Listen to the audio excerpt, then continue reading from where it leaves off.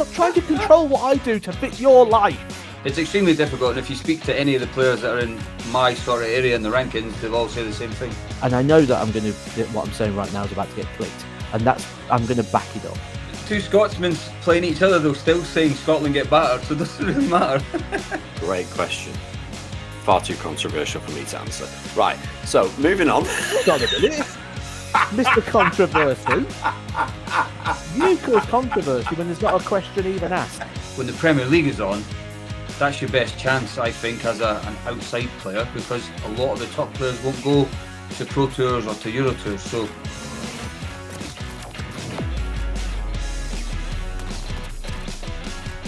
hello everyone, welcome back to the Mission Darts podcast, episode 65. And we've got a special guest later on. Alan Soutar's coming on later on the podcast. Matt, I want to kick off with the 65. I mentioned it last week. I know you're going to disagree with me. 65 all day long is treble 11, double 16, because you should not be throwing at the bull hoping that you miss it and hit the 25. Agree or disagree? Well, I'll just start at 25. Nobody throws at 25. You're aiming at the bull. We used to have a practice game on the 25s. So what used to be was for a pound a leg, because everything had to be a pound a leg. It had to have a reason, or else it's not as purposeful. So a pound a leg, first to 10 25s. If you miss all three darts at 25, you lose a point. You also lose a point for hitting the ball. Oh. And that used to be a practice drill we used to do. What a weird game. Well, how many times are you on? 65. You've got two darts. Yeah, I always go 11s. If I hit the single, I go 18, double 18. But yeah, I don't believe in throwing at the ball, aiming at something that you want to miss. So I knew you'd be the other way on that, which is absolutely fine. But you just mentioned a pound, and that's just got me thinking about cash and how we are going to be so screwed if cash disappears. I've gone Trafford Centre at the weekend, which, by the way, don't do that at the weekend ever unless you're a lunatic. It's so busy.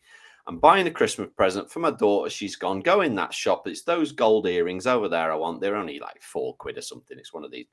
I'm not going to name the shop because it's not fair. But so I've gone in the shop. I've picked the earrings up. I've stood in the queue. The queue is not moving. I've stood there for 10 minutes. A manager comes out back and goes, really sorry, one of the tills is down. 5 minutes later, still queue hasn't moved. She goes, I'm like, are both tills down? She's like, yeah, it's all gone down. The tills are gone. I've got the money here in cash, love. Can I just give you the £10 for the earrings? She went, no, we can't get in the till. I was like, yeah, but you can see the £10. I've got the £10. No, we can't do transactions unless we can put it into the till. I was like, well, just open the till and put the £10. No, we can't do that. I was like, thanks very much. There's your earrings back. Bye. Just write down a bit of paper. Earrings, and at the end of the day, just scan the money. Yeah, no, couldn't do that. So if cash disappears, we're absolutely the world is losing its mind. Anyway, sorry about that. I just had to get that in. I want to get into it, Matt. You've been playing darts again. Look at that little smile. Yeah, look at that little smile. So I said that the Super Series went better than I expected. So I thought, let's go play some more. I went to Budapest and got involved, as we mentioned last week. I got involved with the back end of the World Festival. Played two events over there, the Lakeside World Championship Qualifier and the World Open. Now, the World Open went better than the Lakeside Qualifier in lots of ways. But that first game, so I've gone in there. I mean, welcome back to the WDF. Like, sit outside for an hour, turn up, throw 9 practice darts, and you're expected to produce. The first game averaged 81. I was okay with that. I felt like I played better than the average would suggest, and I knew I was throwing right. For me, it's a feeling.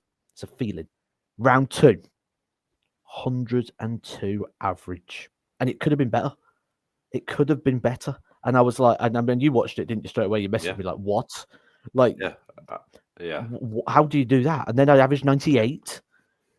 So I was really happy. I lost to Jimmy Van Ski in a very poor game. A mismatched darts, but I would say I almost felt going into that game that I was starting to lose my action again. So early on, I said I found my throw. I know how to throw darts. I'm throwing the darts right. By the time I got to that, I think maybe a bit of fatigue was starting to kick in a little bit because by then I'd been playing for about 7 hours. And that's a lot of darts when you don't play much darts. So I just started to lose it a little bit. Lost that one 4-3.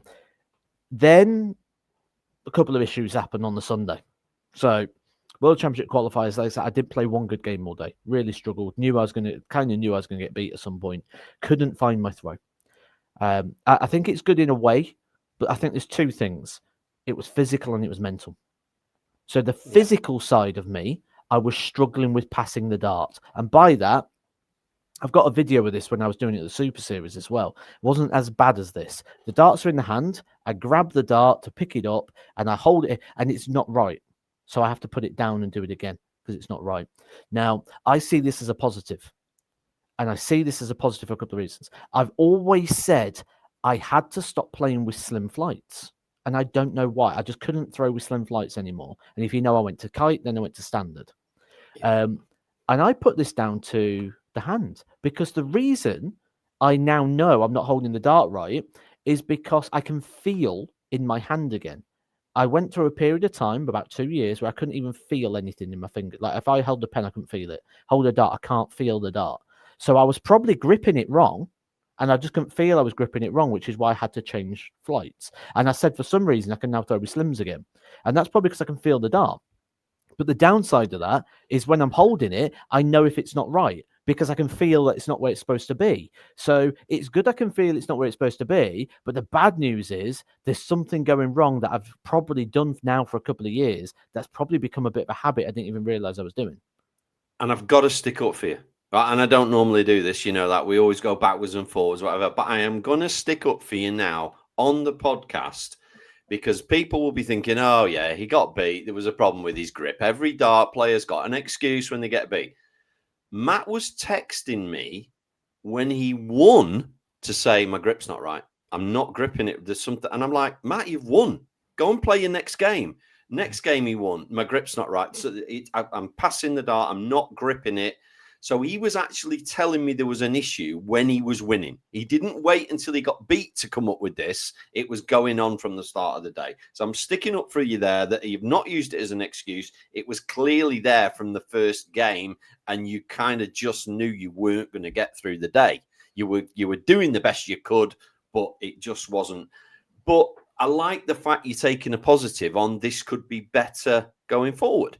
Oh, definitely. And in a way, I think it worked out better, though. It gives me a reason to come back and submit to it. Like if I would have gone there and just carried on banging in these good averages and these good performances, is that going to bring me away and make me hungry? Is it going to bring me away and make me go, right, I want to do so? Or am I just going to go, I can just turn up and do it on whenever I feel like it? So it's probably worked out quite good. But I did also make some observations, which brings me to things I've wrote down on my phone as topics to discuss. Because not all of these... one of them's darts, two of them aren't. Okay. So here we go. Here's another thing for you guys. In the future, the podcast, and I mean the very near future, we are going to start segmenting. And this segment would be Rant of the Week, which would also bring with it a nice little jingle and little graphic for you as well. So we're going to start jazzing things up just a little bit, not too much. We know we like it raw, but it's going to be raw-ish going forward. Right. So first thing, I think I sent you the photo. I went to a lovely barbecue pit. Amazing platter of food. We're in the center of Budapest. It's amazing. We're full. Can't finish this. Table next to us, we're having a bit of a chat with them. They're tourists. They're there on holiday as well. They're full. They can't finish theirs. They ask for a box. And they're putting like ribs in there, chicken wings and things. Why? Why? Right. If you're on holiday in Budapest, right? So you've got a hotel. What are you going to do? Where are you going to warm it up? Why are you carrying around ribs? What do you think is going to happen in 4 hours? Do you know what? I really fancy some cold ribs, actually. Yeah, I'll have them from earlier. I'll carry them around with me all day. Yeah, I'll slip this in your handbag. I might fancy some cold chicken wings in 3 hours. Oh, don't forget the mac and cheese. We might fancy some hard dried up mac and cheese at 4 o'clock. What on earth? Who does? If you're at home, I get it. I'll take it back for the dog. Yeah. Oh, maybe we'll warm that up for later. I get that. If you're walking around Budapest for 4 hours in 16 degrees sunshine, oh yeah, I fancy a bit of ribs now, actually. Yeah, I'll have that. What on earth? Who does that? It must be that I've paid for it. I need to take it. But you're right. Who's going to eat it? I can't even think. Cold barbecue food 2 hours later. No, not for me. That you've carried around Budapest in a box. Oh yeah, that's for me. That yeah, brilliant. Like so, there's the first one. I've got a few more. You can see where this is going. Yeah. Idiots who try and control the internet. One thing you can never do is control the space in which you operate. You control how you operate in it, but you can't control the environment, especially the internet. So I put a video up, and in it had some sort of reference to what had happened in the world of darts. And someone contacted me and went, "You shouldn't put that in there because I haven't seen the darts yet." That's your problem. I can't make a darts video because you haven't watched the darts yet. If you don't want to see what happened in the darts, don't go on the internet. Stop trying to control what I do to fit your life. That's like saying, "Oh, have you seen that thing on the news? Don't tell me about the news. I've not watched it yet." But it's not even that, because even that example, you've gone to someone. Have you seen that? I weren't even talking to this person. I was talking. I was putting out generic things into the space of YouTube on my channel, and it's like, oh, so I can't make content on my channel until I'm sure that you've watched it first. Like, just don't look at my channel. Or if like me, I watch wrestling, right? I love wrestling. If I can't watch the Royal Rumble, I won't go, right, no one should be making content on the Royal Rumble till Wednesday. I'll go, I'm going to have to make sure that I don't go on Twitter. I'm going to have to make sure I don't go on any wrestling sites because I don't want to see who won the Royal Rumble because I want to watch it. That's on me. That's my problem to deal with. I can't contact all these news outlets and go, yeah, you can't be doing that. I haven't watched it yet. That's my problem, not theirs. Stop controlling the space. Yeah. There's one more. There's one more. This is where we go back to darts now. Have you seen the news in regards to the WDF? No. The World Championship draw? No. Right. First of all, I'll fill you in on that. We'll have this is probably going to give us a discussion about that, and then we'll go. Don't tell me that. I haven't seen it yet, Matt. Don't start.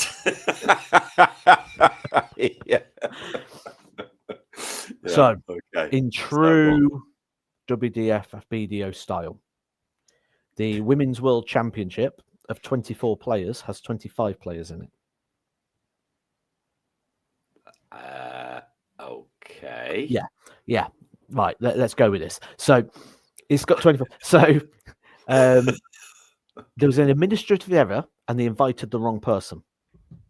That person then didn't go in the qualifier, and they realized once the qualifier had started that they've invited the wrong person. So they ended up with 24 players.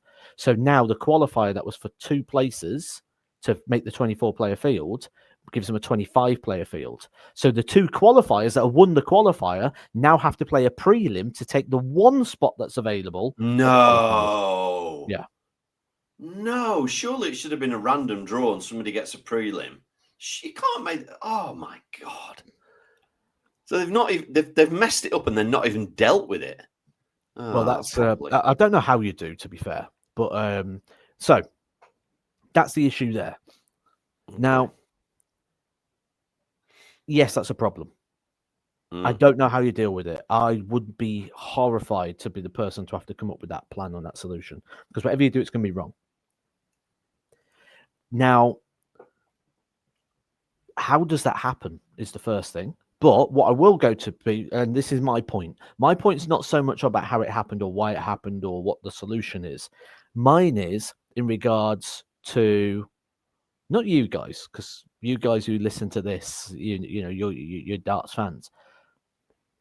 I'm on about this has opened up a lot of debate and a lot of conversation, and I just don't get it, right? All I see all year round on forums, on chats. No one cares about the WDF. WDF's terrible. No one cares. No one's buying tickets for Lakeside. But all of a sudden, everyone's got an opinion all of a sudden on it. That's the bit that gets me. Like, if you don't care about it, why do you care something's gone wrong? So if you don't care that something goes right, but you care when something goes wrong, but here's my big point. I think we've just discovered that the WDF has a lot more fans than they realise. Because if you care that much that something goes wrong, you're invested. Whether you want something to be successful or you want it to be failed, if you care about something, you are emotionally invested to the product. The WDF has a lot more fans than we realise. And I think that's an interesting topic here, because if this happened on the ADC, I don't think as many people would be that bothered, because the ADC is quite new. It doesn't have that history, that longevity, where people either want it to be successful or fail. And that's where we've now got that conversation, which we'll get to again in a second, in regards to ADC or WDF, who is the flagship of amateur darts right now. And I think what we're seeing is the WDF as a larger scope and fan base. And that comes off the back of that, because the second someone's outrage, thousands and thousands and thousands of posts, because people still care. Yeah. Do you know what? This feels like a podcast on its own. I was looking at the players at the World events that I forget what it's called, the World Series or whatever it was called that you've World just Festival. been to. Yes. And because the Masters was on as well, right? Yes. Masters, World Open. Yeah. And I was looking at a severe lack of English names that I knew. Because it was in Hungary, that's an expensive trip for a lot of people to play. So if it was in Wigan, you would expect 200 British, English, people to be there playing. The fact that it was in Hungary, it was Hungarians, Italians, Austrians, Germans, Dutch. And I'm looking down and I'm going, oh yeah, I know Dave Pallett, I know Matthew Edgar. And I'm looking now going, wow, where are all the English names? There really weren't that many there. So that sort of said to me that it isn't as popular as it once was. But then when I looked at the overall number of people, my God, there was a lot of people there, Matt. There's a lot of people there. And a lot of boards. Wasn't there something like 80 boards or something?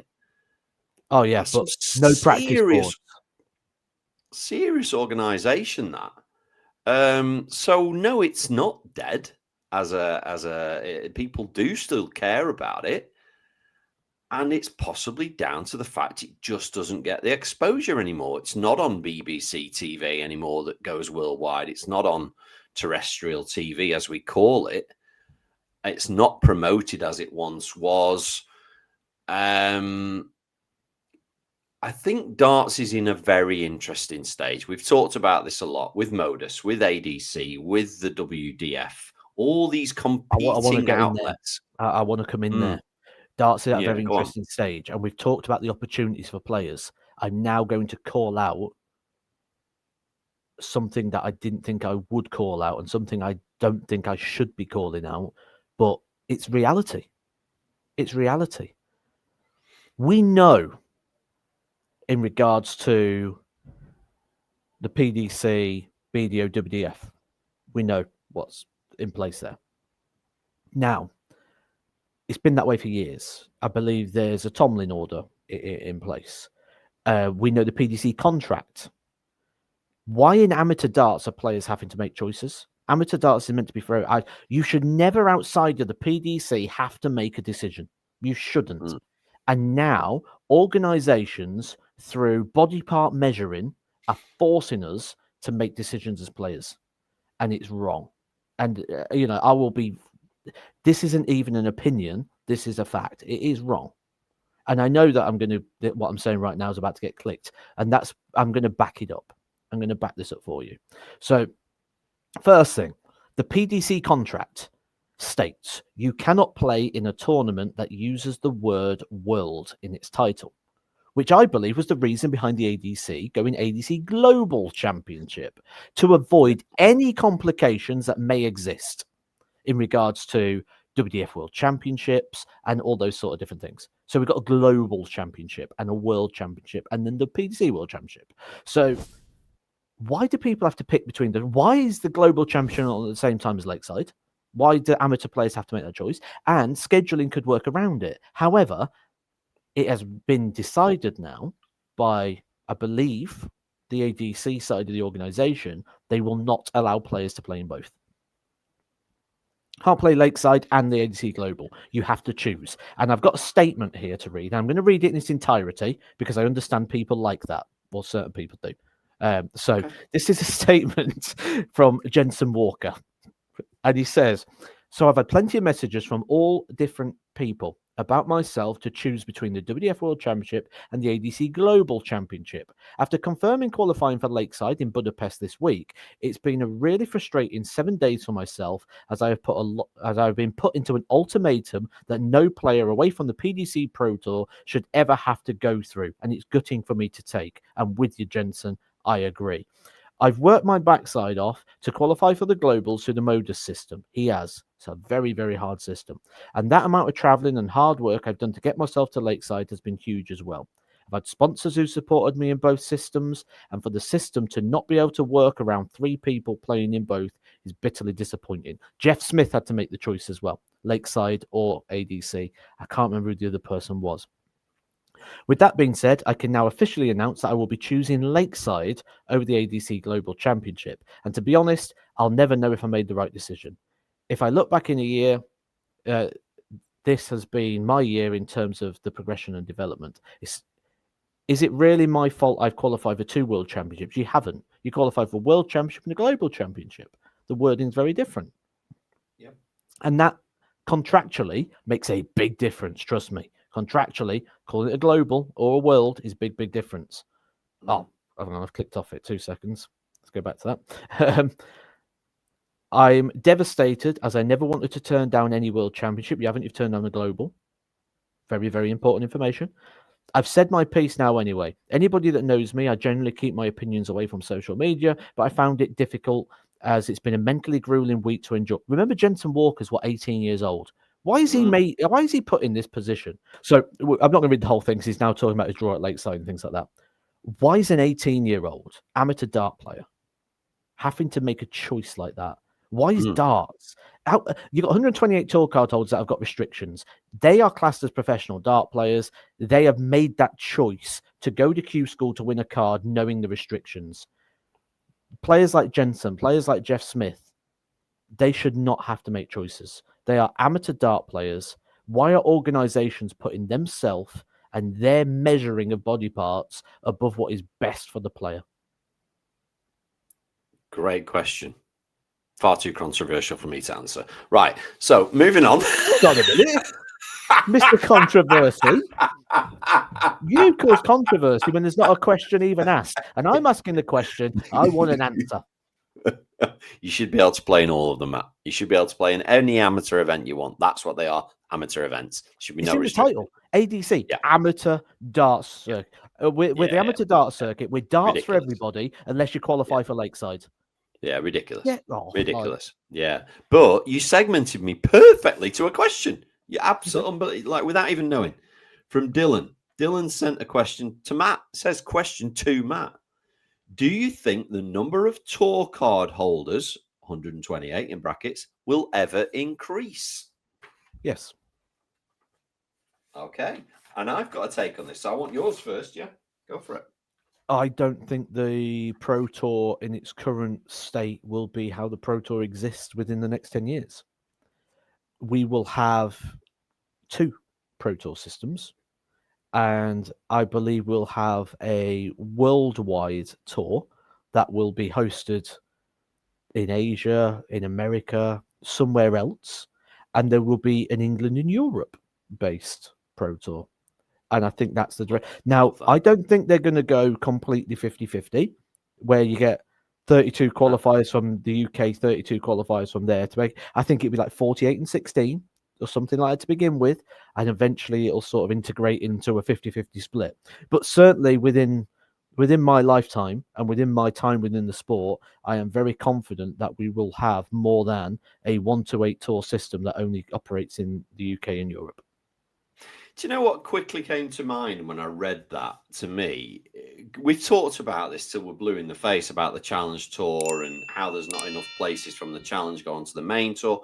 Why not simply give out 120 tour cards, and the other 8 are from the players in form on the Challenge Tour every week? So that gives them that anyway. I know they get in when players drop out, but I'm saying 8 plus the dropouts. So you end up with 16 or something like that. The way I'm looking at it now, you are playing unbelievable darts, right? And I know you're going to Q School for different reasons. You're not going to get a tour card, but let's say you were. You are that guy that just happens to get the bloody flu on the day that it's the most important day of your year. And you've been playing unbelievable darts. You get the flu, you don't get a tour card, but then the Challenge Tour starts and you're the man in form. You should be getting on that Challenge Tour like Ratajski did and giving yourself a chance to get full playing benefits by play. Here's your chance. Go and take it. Right. Okay. You didn't take that chance. Here's another chance. Right. You've had 4 or 5 chances now. You're not doing anything. Carry on the Challenge Tour. It's not fair to me. It's not. To a point, it happens. But Lee Cox, it happened. So Lee Cox was playing well. But if you get ill, Matt, that's what I'm saying. Lee Cox. So he was playing really well, won a Challenge Tour, was getting Pro Tour invites, was having a few wins on the Pro Tour, playing the darts of his life, got ill, didn't even attend Q School because he was poorly. Had special dispensation that he could play the Challenge Tour again this year despite not turning up because he was very ill. It was a serious illness for him. And back on the Challenge Tour again.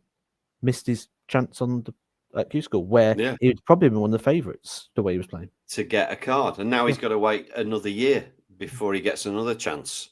It's not right. It's not right. But no, I'm glad you answered that. But there's one more thing I will add to this conversation. Yep. People talk about potential of growing the Pro Tour beyond the 1-to-8. Absolutely, categorically not for me. And I don't think for a while. And I have a very, very strong stance on this. And that is in the fact of right now, the Pro Tour does not support 128 players. It supports a full-time wage now at least 64. If you're in the top 64 and you're not able to be a full-time professional dart player, the problem's on you. You're spending too much, your lifestyle's wrong, or you're stuck in some terrible deal.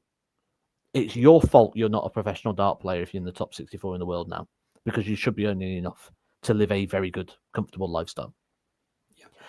Regardless of circumstances, because there's not many people that will be earning more than a top 64 player certainly next year, like in a standard career. So yeah, absolutely. In the top 64 full time, I would say it maybe even stretch down to 80. But we're not supporting 128 players yet. So until a full 128 players are able to be full-time professionals, I never want to see that tour expanded. Could we ever go to the stage like golf where you have several tours going on around the world? So potentially you have 200 PDC professionals with a contract, whatever you want to call it.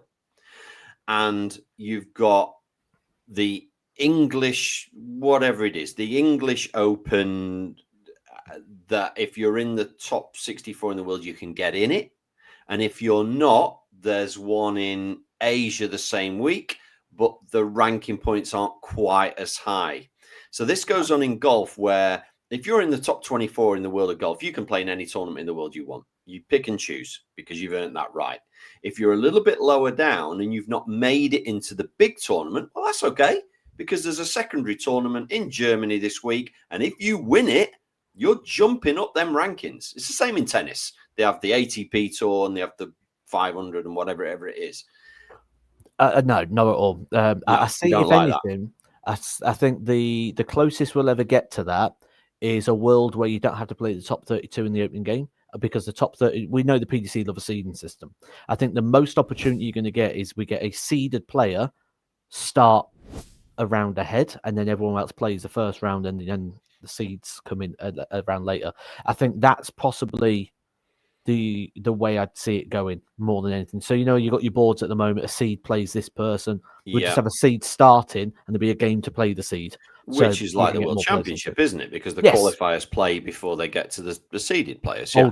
Old system of World Championship. Yeah, but that's how they moved extra players into the Worlds without having to go 64 to 128. I think that's how the tour will expand from 128 to whatever that'll be, about 150 odd or something. That will be the way it grows. It certainly won't grow double. And I certainly think if there is expansion, it will be using the world rather than using the current system. I think at the moment the current system's right. Okay, that's fair. Right, I've got a couple of really interesting ones. I know you've got some topics as well. I've got a couple of interesting ones here. I've done my topics. Oh, you've done yours. So Bart from Belgium's been on. Bart Dellens, thank you for your email. And he just asked me to check out the following video, which I did. And he wants to know, does this count? So I can explain to you what was in the video. And this is, and you may have seen it or you may not. And this is a guy in a game that needs 32. He's left 32. Have you seen it? Yeah. And his first dart goes in 88. And his second dart comes in, knocks the 88 out and goes into 16. Has he won the game? I think he has. Yeah. Do you agree? Yeah, he has, yeah. He's won the game. Yeah. Because that 16 no longer counts because you've not ended your throw. Now that's different. People were saying, well, what if you've left 16 but you hit 32? Can't you try and knock that out? No, because you've already bust. Yes. Yeah. Yeah, you've already. So you have seen it, and it is correct that if that ever happens, I can't see I've ever seen it happen other than in that video. Quite incredible. So yes, Bart, in answer to your question, it does count. Right, another question. This time from Germany. This is from Sasha Martin from Germany. And it's quite a long email. He said he's a big fan of Mission. He's got the Oscar Lukuziak darts, which he loves. Stop picking bits out and read the email, Andy. Don't just cherry pick bits out. Read the whole thing. Yeah, good reference. I'll read the whole thing then. I'll read the whole thing. As the weather gets colder, this is how it starts. My hands get more dry and I've lost the feeling for my dart grip. I looked at my shelf and picked up the Mission Lukuziak darts, which I bought after they were released because they are a very beautiful set of darts. I couldn't really throw them, but I do like the look of them, and the sandpaper type grip really helps. Now, my thought was, if I'm struggling anyway, why not try and use a set that I like the most? So my question is, and I guess this is a bit of a question for me, do you think you can make a dart you like work for you by getting used to it? Or, as Andy would recommend to me in a precision fitting, do you choose the dart or does the dart choose you? It's interesting, isn't it? Because I kind of don't think I'm the guy to answer this, because we're just talking about grip and not feeling darts in hands, and I haven't quite worked that one out. But maybe this is something that I can answer in about 3 or 4 weeks, because I've now got to figure this out, and this isn't something I've come across before. I've spoke to a lot of players. It's something a lot of people have never really experienced. There isn't a blueprint, so I'm writing the story. So maybe this is something to sort of come back to in a few weeks. And you are an interesting case, because I've given you lots of darts and you've gone 180, and I'm like, how can you throw 180 with them? They're not suited to you, so you're not the right person. Now, I'm a big believer that the dart chooses you, or rather, if you have a precision fitting, I choose it for you. it's very difficult to adjust yourself to get on with a dart. For example, if I got Matt's darts for the day, I could throw. I would have to change my grip. I'd have to change how I throw, and that's not the way forward. If you've already got a nice grip, you've already got a good throw, you need to find the dart that's right for you. That's my take on that. And I think without further ado, we've kept people waiting long enough, Matt. Let's introduce our guest, Mr. Alan Suda.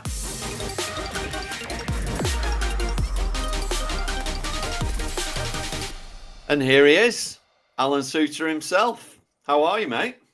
All right, Andy. All good. How are you guys? All right? Looking a bit tan there, Alan. Like, what's that all about? Nah, I'm in Scotland. I'm just in my dark room and it's a little bit dark. I don't have cool studio lights like you two. Look, before we get into the darts, I've got a very important question for you, Alan. I think I've been making porridge wrong my whole life. And I discovered this week, I put milk in porridge, heat it up, bit of honey, blueberries, eat it. I've heard this week you're supposed to make it with water. You do in Scotland. Is that what it is? Don't know what else they do in Scotland. They put salt on it and not sugar. No, that's the original. That's the original way, but that's not for me either. This is from a nation of people that batter Mars bars, so I'm not going to listen to that advice. Correct. I tried it with water this morning. It was awful. I'm not doing that again. I'm going back to milk. Milk all the way. Anyway, have you hit 50 yet, Alan? I've got to ask you.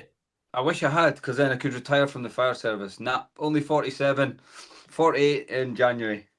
That was going to be my question. I remember speaking to you a while ago and you saying, oh, when I hit the 50, I might have a bit more time to practice and this, that, and the other. So I was thinking, I wonder if we've got there yet. But then I realised it's only 6 months since I spoke to you. So, so it hasn't. But is that still the plan, to continue with the darts? And yeah, look, I'm at the end of year 5 now on the Pro Tour. So I've managed to juggle it with staying at work and keeping my tour card. So I've done all right so far. But yeah, 2 years to go. It's because of pensions and different things like that. So 50 is the magic number for me, and then I can maybe take it serious. Almost been on the tour as long as Matt was now. Ooh, I would say you've probably been on the tour longer than Andy, but most people have. I hold the record. Nobody else has been on the tour for 4 months. If you get called up off the Challenge Tour for an event, you've played more events than Andy. Well done. Most of the dartboards have been on the tour longer than Andy, and they get changed every day. Yeah, everyone's having a pop at cornhole these days. Yeah, they are. Yeah. Don't you start. I've got enough. With pro players having a pop at me, Alan. But no, it's good to see you, mate. As always, thanks for coming on the pod. We appreciate it. We know your time is super, super precious. And I wanted to catch up really with. Well, first of all, how do you think the season's gone so far? Because I don't think it's perhaps as good as you wanted. It started off all right. Yeah, do you know what? I quantify it always by November, December. So, you're going to keep your tour card, but also you're going to be in the Players' Championship finals and you're going to be in Ali Pali. And I've done both of them. So, pretty good for me, I think. I'm sitting 54th in the world, which is safe for my tour card. Yeah, I'm not getting the dizzy heights to the top 32 or starting to broach that. But unfortunately, the PDC and the rule changes of the Euro Tours has made it extremely hard to close the gap on the guys in the top 32. So I think I'm one of those players now that sits in that 33 to 64, and that's reality. And I'm not a professional dart player full time. So, yeah. For context on that, so I've spoken about this recently. You say about things like the rule change and things. It is very interesting because I'm assuming we're talking things like European tours. Because when we look at the European Tour, I looked at the story of Rob Cross this year. I think it's really just back up your claim there about how hard it is now to climb the rankings. Yeah. So Rob Cross in the European Tour, as one of the seeded players, needs to win one match for £4,000. Yeah. So one game for £4,000, and that's not against a fellow seeded player.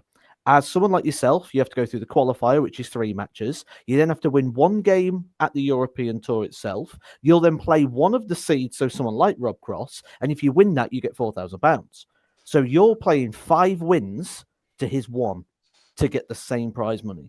And the 3 qualifying matches are against Pro Tour players, so it's very, very hard. So when you judge that over a year, so I think Rob Cross got in the Players' Championship on the European on £24,000, which was 6 wins. So potentially 6 wins for, if we're working on that ratio, you're what, 30 wins to his 6?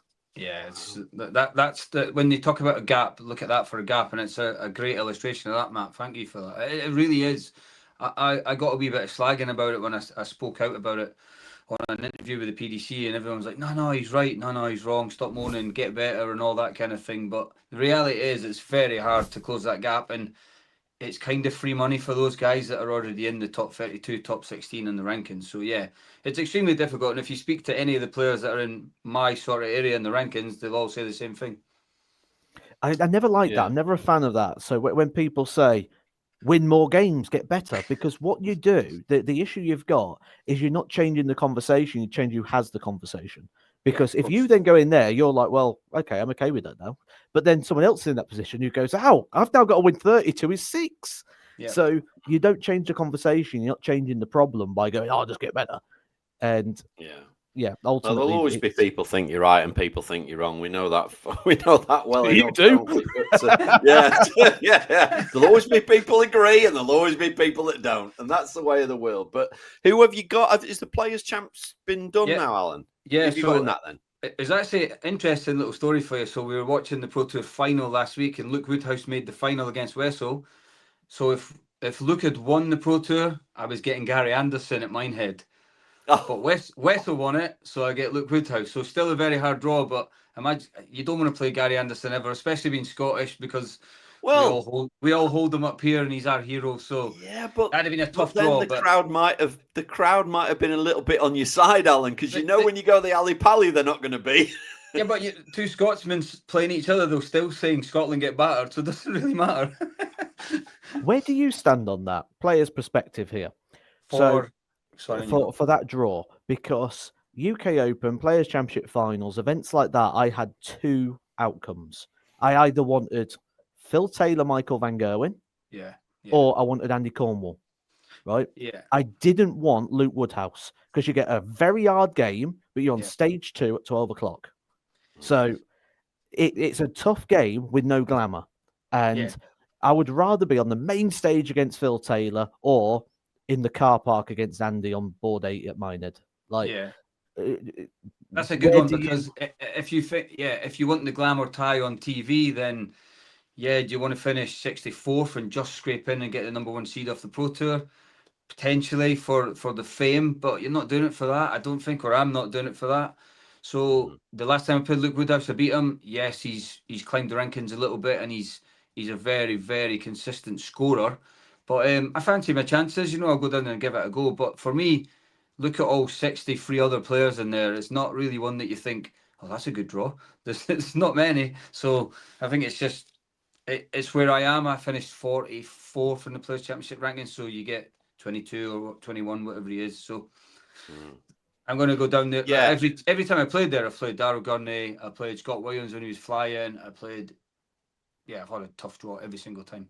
So I've seen 1 or 2 comments already going, why is Luke Littler drawn him and why is he drawn it? And that's, of course, because they haven't played as many Players' Championships. I think everybody's expecting Luke Littler to play number 64, and it doesn't work like that. It's where you are on that Pro Tour ranking, isn't it? Yeah, and that kind of goes back to the Euro Tour qualifiers and the Pro Tours. So if you think about the Euro Tour, they've done it because they want the top players in the Euro Tours to sell tickets, to be great events in Europe. But they're great events anyway without all the top players. I think people like to see up and coming or guys off the floor tournaments coming through and making a TV event. But now, a lot of the guys don't play in them. So they'll take a weekend off, or they don't go to Germany, or whatever they're saying nowadays.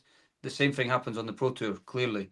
When the Premier League is on, that's your best chance, I think, as an outside player, because a lot of the top players won't go to Pro Tours or to Euro Tours. So I think there's a conversation around that as well, but it all comes back to the way that they've sort of structured the qualification for these events. So it is a good conversation because everyone talks about it, and everyone backstage and on the floor tournaments, even at a Euro Tour when you qualify, all of sort of the players like myself, Willie O'Connor, Mickey Mansell, Madars Razma, we all speak about that because we're in that group of players that are affected by the change.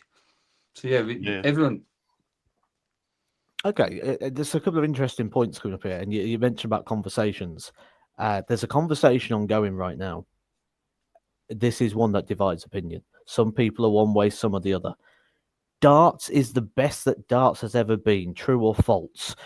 Is it standard-wise never been better? Or are you one of those that subscribe to the fact, like, for me, I think darts is not better than it's ever been. It's more exposed. So when you talk about players like that, Madars Rasmus, we know about Madars Rasmus because I can watch him at Darts Connect. I see him on Euro Tours. I know all these. Cam Crabtree breaking through this year. Everyone knows how good he is because of the development tour, because of the Moda Super Series, because of streaming opportunities. Where a player like Cam Crabtree, a couple of years ago, 5 years ago, going to the Grand Slam of darts as everyone would write him off. He's got no chance. Never played on TV. But now we know how good he is because we see it on a regular basis. You're not telling me people that were debuting in the Grand Slam years ago weren't this good. We had a conversation last week in Wigan about actually going back to Eric Bristow, Jockey Wilson era and talking about has the standard got so much better? But I think they played on staple dartboards. They played on lesser equipment, thicker tungsten. So all that narrative that it's better now, is it? Eric Bristow was still an amazing player. Jockey Wilson, John Lowe, they were still the top in the world. But technology moves on, just like golf. You know, golf balls, equipment, it changes. Yeah. So the players can hit it further. They seem like they're better players. But yeah, I'm older as well. I went at my mat, so I'm not Cam's age. But I actually spent time with Cam when we were down at Mission in Bolton doing the videos last week with you. So it's the first time I really spent a lot of time with him, and he is on it as a dart player. He's going to become the next sort of level of player, winning the development tour, and he's just focused on being the best. So I see good things for him in the very near future. But yeah, you said the right thing, Alan. I've said it on the podcast a few times. I'm old enough to remember Eric Bristow. You two aren't. But he averaged 97.5 2 years running in the final of the World Championship on staple boards with thicker tungsten, bounce outs galore off the wires, and still averaged 97.5. You bring that forward to today, I think that's a phenomenal standard. Yeah. So to me, my take on that is, has darts got better? Not at the top, but it's filling up more at the bottom. So I think in those days, you had your Bristow, Jockey, John Lowe, Lazaranka, maybe 25 elite players, but then the ones below them perhaps weren't at the level of what you're at, of what Matt was at, etc. That sort of next level. There wasn't as many of those about because you couldn't really make a living at that level. I mean, I know it's hard now, but you certainly couldn't in them days. If you weren't in the top 8, you weren't making any money out of darts. So that's potentially what it is. But yeah, I think people forget how good those guys were. Go back, watch those finals with Bristow in. It's it's pretty special. That being said, they were playing through the smoke in them days. The whole package. The whole package is better now. The whole environment around darts is better. Well, two pieces of context. First of all, Phil Taylor's the only player who runs at a career average of 100. We look at the darts nowadays. We've got one player whose yearly average is over 100.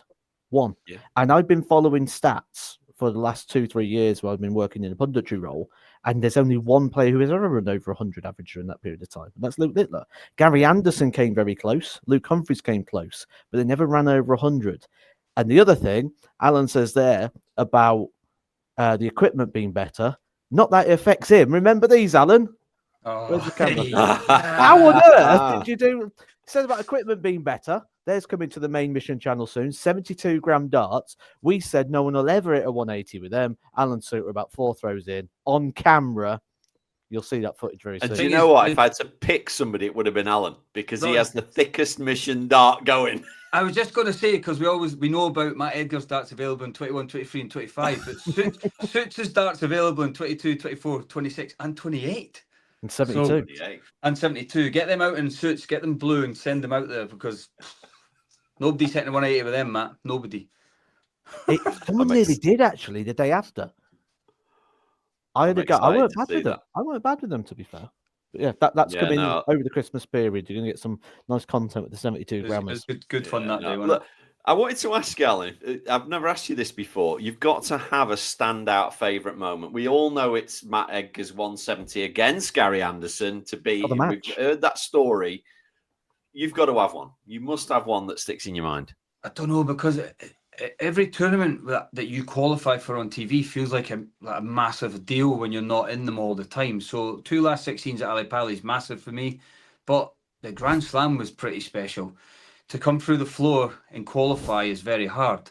So to beat Stephen Bunting on the floor to qualify in a last leg decider, then to get a run to the quarterfinals in that event is, I think we were talking about this a couple of weeks ago, we were down there 10, 11 days in Wolverhampton. So that feels very special that I managed to, get to the last 8 in a major is pretty cool for someone at my level and my ranking. So yeah, I know everyone in that room's got the game, but a wee bit of longevity in a tournament and to do all right in the groups and then to win a game against Johnny Clayton to make the last 8 is just pretty cool. I think Grand Slam's a cool moment, but I always go back, get asked this quite a lot, I always go back to WDF days because we won the World Cup team event as Scotland, and as a team and as a nation thing, it's pretty special. It's a pretty special moment for the guys in that team and for everybody else in your country, It's cool. And you didn't mention there your Pro Tour win, which I thought was going to be quite high up there. You've beaten the best in the world there. Are you prefer a stage or do you prefer behind closed doors? Probably stage, and even on the streaming boards. I quite like the streaming board rather than the floor board. So I'm a bit different. So like a lot of people talk about Cammy's floor game or Wessel's floor game compared to the stage games, which I think I'm the other way around. I like the crowd. I like even the barracking that you get from them. I quite feed off that and quite like it. So Pro Tour win, of course, if when you look back over it, go at least he won something in the PDC. But again, if I go back to the players not attending events, it was in Hildesheim. It was Pro Tour 11, so you were in the middle of the Premier League. So was everybody there? I was the best player in that. I think you're being harsh. I know, but I was the best player in that room that day, not necessarily the best player in the world. So I'm pretty honest and open about things like that. If Luke Littler and Luke Humphreys and other players weren't there, MVG was there, so I'll take that one. But everybody wasn't there. So. And what do you think of Mr. Regger playing a bit of darts, Alan, lately? What's that all about? I can't say anything because I've played him once and lost in the PDC. So. Oh, I didn't know that. He's never mentioned that. I remember it very well because Alan came on the tour and I always used to sit around the 60 sort of position. I was always I called myself like a gatekeeper. The standard of the tour was what I used to always say. Because when you look at how good you need to be a professional dart player, you never used to, you didn't look at it and go, can I beat Luke Littler? That wasn't what you should be doing. You should go, can I beat Matt? Because it's his position I'm trying to take. And when Alan came on the tour, he was playing bloody well. And he was beating everyone. And I went, this is going to be one of those guys that's come and challenge me for my position. And I was like, I want to play him because I want to. And I used to love identifying them. Ease one. And I'd be like, right, I need to beat those. And the tournament before, I identified Kieran Tian. Yeah. I thought at the time he was looking like he was coming through, and I bashed him 6-0. And I was like, right, I've got and Harry Ward. I played him the same tournament actually, and I beat him with the 170 finish. It weren't as exciting as Gary Anderson though, unfortunately. But then I sat down that night because I was a proper stickler for it, and I'd be like, right, who's next? Because in my mind, once I beat them, I was like, right, tick them off. I can get them. And then I was like, this Alan Suda looks good. And then it was in Coventry. Yeah. And we were drawn on the same board. I think Alan beat the seed. Yeah, I beat, is it Keegan Brown? Maybe. Or maybe you beat Keegan Brown. I can't remember who we beat before, but I beat someone before to play you. I think I beat Mike DeDecker the game before. He wouldn't have been a seed at that point, yeah. So, yeah. And then it came up and I'm like, yes, this is the one. And we had a bloody good game match. Yeah, it was a good game. It was a good game. And it was one of them, like, I'm not one that always celebrates things. But when the double went in, it's like, yes, like. I actually went back to the hotel that night and contemplated chucking darts. I was going to give up. I was going to say, Alan, as he's got his darts back out again, there could be a rematch and I'll mark. Oh, 100%. We both need to play with 72-gram darts, though. Yeah, I got a message off Andy the other day because I went to this tournament and like I haven't played much at all like in over a year, and I've gone to the tournament, second round, 102 average. He's like, "What?" I'm like, I was watching it on it's Darts sort of Connect. in the locker. Yeah, He's putting the well. scores in Got it. wrong here. Something's gone wrong on the computer here or something. He can't be averaging 102. He's still got a game in there. Don't let him pretend that he's not played for over a year. Just he's still got it. Yeah. He's probably practicing 2 hours every day. He just never tells anybody. Yeah, because days are 26 hours long. They need to be. They need to be. They need to be. Oh, God. Well, look, Alan, we wish you the best. Players' champs coming up for you. World champs, obviously, two biggies for you. Can make or break the end of the year, can't they, at the end of the day? Let's hope for a favourable draw in the Worlds and a good run in the Players. And then you just never know. I remember, where did you get to in the Worlds? What's your best in the Worlds? Last 16, 2 years in a row, so not bad. If you have a run like that this year, it's a big, massive jump. So. See what I have to deal with, Alan. See what I've got to do. Can we do the podcast again? You mentioned that you had twice to last 16. You mentioned that earlier. He never listens. Yeah. Never. If we do the podcast, no, I together, do listen. You just forget that I'm 54. I'm struggling to remember his name at the minute. Yeah, but Andy's he's thinking about what he's going to do after darts. So we've had conversations off screen, Matt, and he's going to open his own car park in Brighton and ice cream shop. Brilliant. I wish I had a car park in Brighton. I'll do it for £6 an hour. And I'm doing ice creams for £3. You can park all day for that in Scotland. £7 an hour. £33. Oh, there's going to be some ranting going on this week. I've got 3 topics. I was crying, laughing at you, telling the missus to hurry up, get out. Look, £7 an hour. Yeah. She was sat there, right, and she goes, "Oh, I've just got to let my dinner go down." And I'm like, "No, come on, we're going." And she's like, "Oh no, I don't want to just eat and go." She's still like chewing chips, like, "Come on, on the go." Nah, all good. It's been an absolute pleasure, Alan. Thanks very much. We wish you well. Get back on that practice board. Put out a few fires, look after them dogs, and we'll see you soon, buddy. Cheers, guys. Have a good day.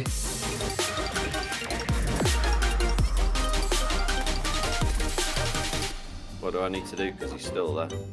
He'll just log out when he's finished. I can see him still talking. I think he thinks he's still. Oh no, he's gone. Some great points there. It's quite interesting as well, and digging into sort of the mind of someone like Alan, but. Isn't it that thing, like, as a player, like, you're always really harsh and critical on yourself, aren't you? And you're always probably, you kind of don't want to accept. It's weird that he doesn't really accept that Pro Tour win, isn't it, as something that was a big, because the players wasn't there. Yeah.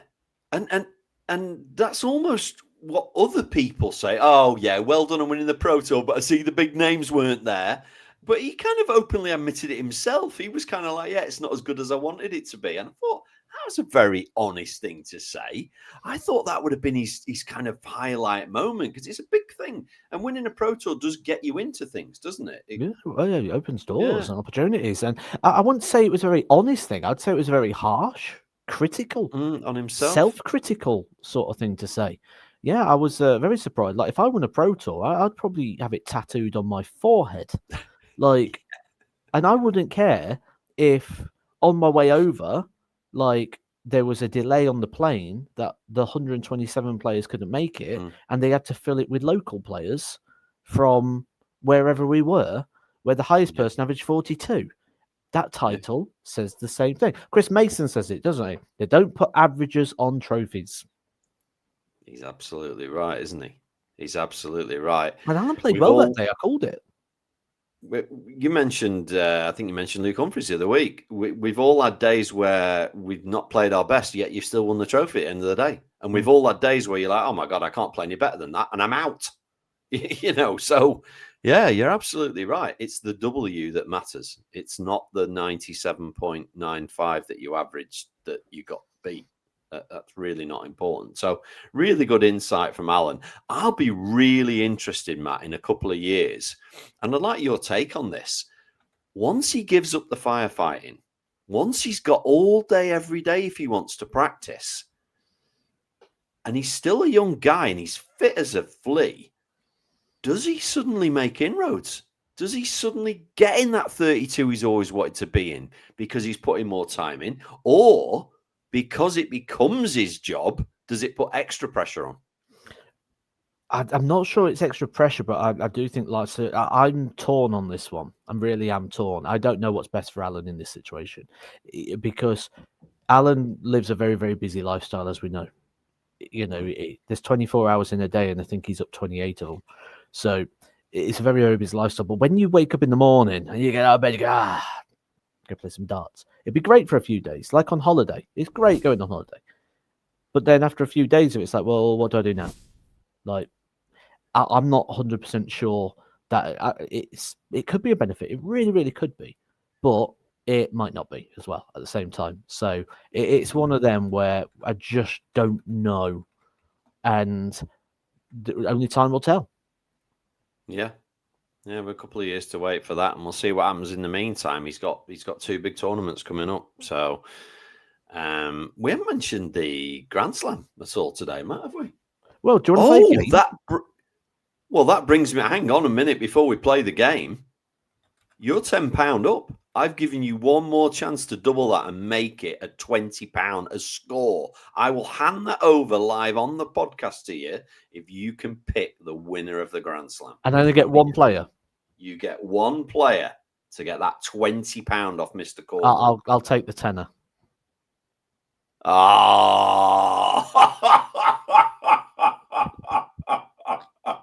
He's called it quits at the £10. Of course you have.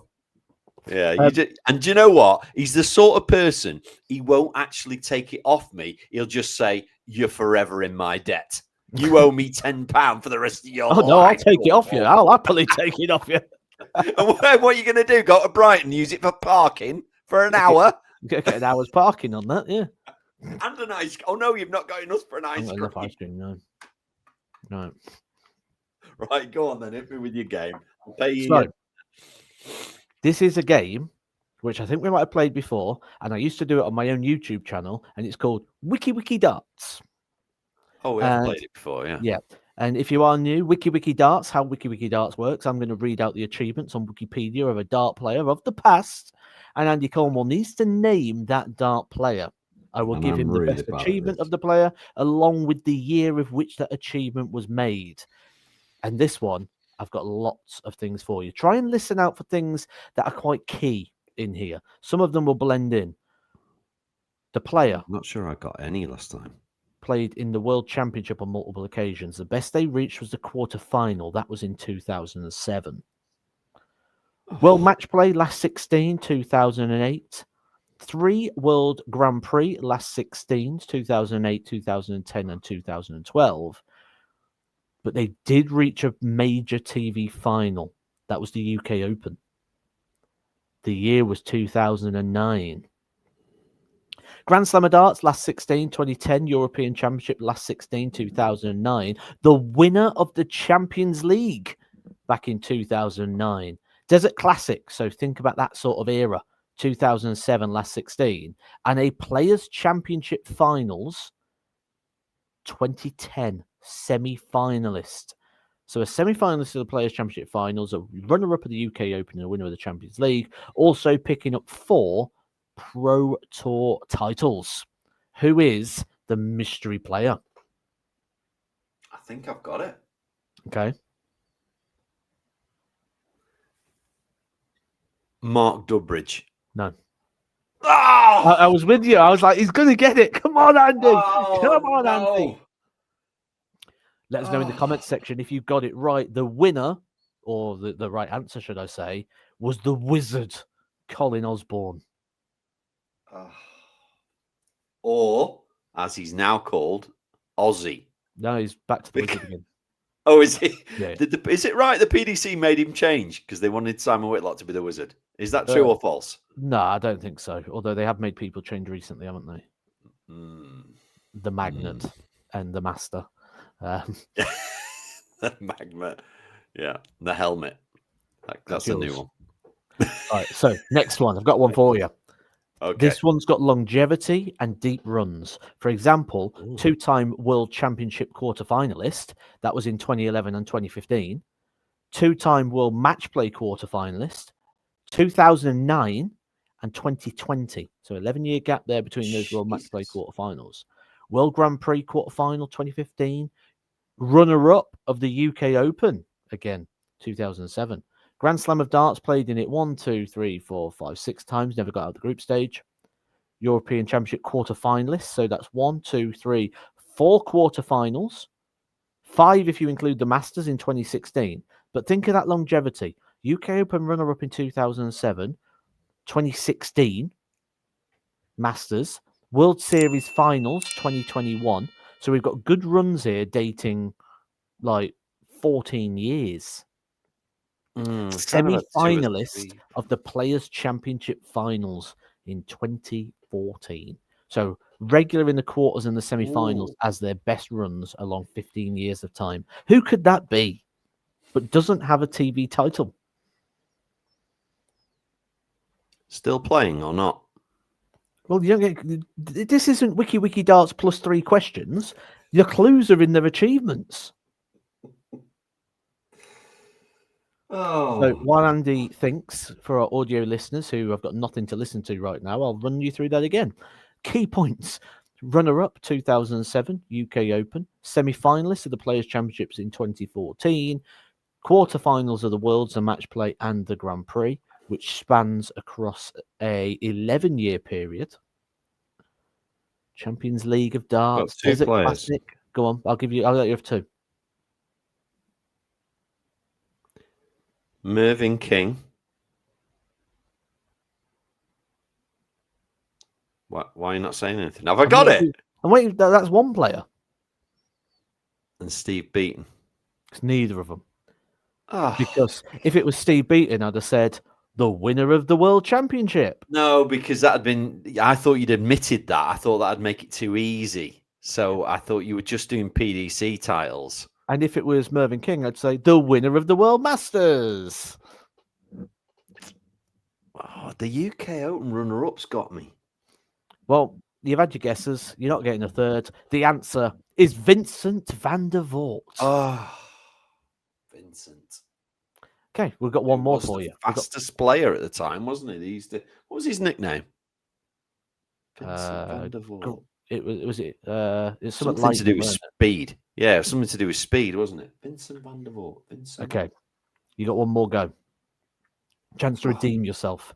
I'm going to start off by saying this is a winner of multiple PDC Pro Tour titles, but didn't really get it right on the TV. So won Pro Tour titles in 2004, 2005, 2007, 2009, 2010, and 2011. So would have been around the time you was looking to get on the tour as well. World Championship, made his best run, 2011, 2006 as well, last 16. World Match Play, last 16. World Grand Prix, quarter-finalist on 3 occasions. UK Open, last 16 on 3 occasions. One of those you played in, the 2011 UK Open, last 16. European Championship, last 16. Desert Classic, 3 times have performed. Best TV run, though, a quarter-finalist. That in 2011 in the Players' Championship Finals and in the World Grand Prix. So never got beyond the quarterfinals in any TV stage, but won 6 Pro Tour titles. Who is the player? I've got a name. I don't think it's right, but if I don't say it and it was right, I'll never forgive myself. Go on. So I'm going to say Wes Newton. Wouldn't I have said European Championship finalist then on Wes Newton? Oh, are you actually reading every single thing they've ever done? Oh. This is round 3 and you're still not getting it. UK Open runner-up, Wes Newton. Like, there would have been loads in there. The 6 Pro Tours got me. You are nowhere near. You are a mile off. You got it wrong. Peter Manley. And he's won Degs. Oh, he won the Desert Classic. And he was World Championship runner-up. And he was in the Premier League. I never said this player played in the Premier League. Yeah. 2-time World Championship runner-up Peter Manley, who's never got beyond the quarterfinals. Yeah, really good at this game, aren't you, Andy? Oh my God! Right, it's an awful effort. Hang on. Right, hang on. Let me. If you pull this out, Dennis Smith. Oh, as if. Is it honestly? No. It's Andy Smith, the pie man. Is it Andy Smith? Andy Smith. Used to love Andy's action. Yeah, Sorry, the I'm pie just man. doing it. Yeah. Like shake. So, Andy once again, Smith. Andy, playing a game, you've embarrassed yourself. I think we should it's call too it there. difficult. And hopefully next week you'll be able to get a little bit better because games and quizzes are going to be on the podcast on a regular basis. And hopefully, You know what Andy next week's pod's will stop called? embarrassing himself. The Mission Darts Podcast, Root. episode 66. It's called Root. Okay. Thanks for watching. You'll You'll get it one day. You'll get it one day.